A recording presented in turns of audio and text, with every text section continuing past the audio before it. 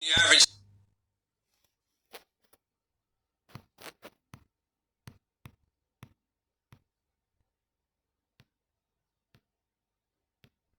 Scout camp, maybe think of a coat strip away, a couple of tents in a rainy field, a few sausages on a fire. This is a slightly different event we're talking about now. I couldn't think of anything worse, to be honest. Some people. Thousands of boys and girls from the UK currently taking part in something a little bit more extravagant, good for them, in the mountains of West Virginia. It's the 24th World Jamboree. Mike's been there.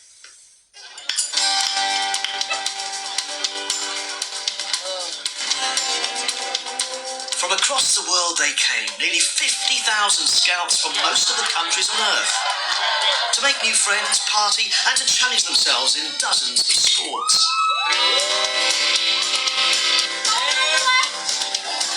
To West Virginia, USA, and a venue on a scale never seen before. Just look at the scale of this.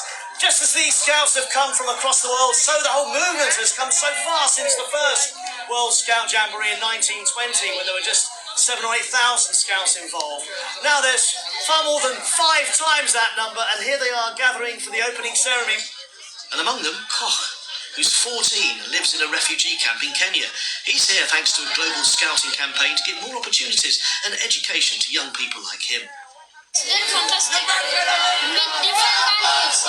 They're scout, and scout always be friends. And I come to know them while they're different countries. I have never seen them. And the scout make me to see them. This tells the world that we, no matter where we are, we're still sisters and brothers. Every scout has a digital wristband that helps them connect with each other and also reach the network of 50 million scouts around the world. And one of Koch's new friends is every scout's hero, Bear Grylls, who helped open this jamboree, and as a former scout himself, always leads by example. Okay, come on then, let's go. I think scouting above all gave me friendships, actually, and a real sense of sort of pride. We see such a divided world in so many ways, you know, and I think this for me is a real reminder that actually what bonds us together is much more than separates us. And, you know, this NECA stands for so much. Almost 50% of the scouts here are now female. Meeting different people is how it's changed my life.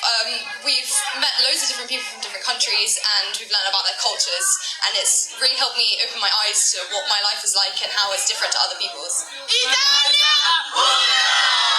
become neighbours with the world. The Italians are setting up their tents right next to the Chileans from the other side of the planet. That's the whole point. The nearly 200 countries are all mixed up together, so you don't know who your neighbours are going to be. This is competitive as well. You get more points the more activities you do. There are awards for whether it be aerial sports, climbing sports or water sports. And this is what UK against Colombia. And what better way to bond with new friends than through the teamwork needed in sport and on a record-breaking scale. The largest zipwire network in the world, the second biggest man-made climbing wall on Earth, the second biggest skate park in the US. Everything is now here to stay on this permanent site. There are 14 million young people living in refugee camps, and most of them do not have opportunity for education.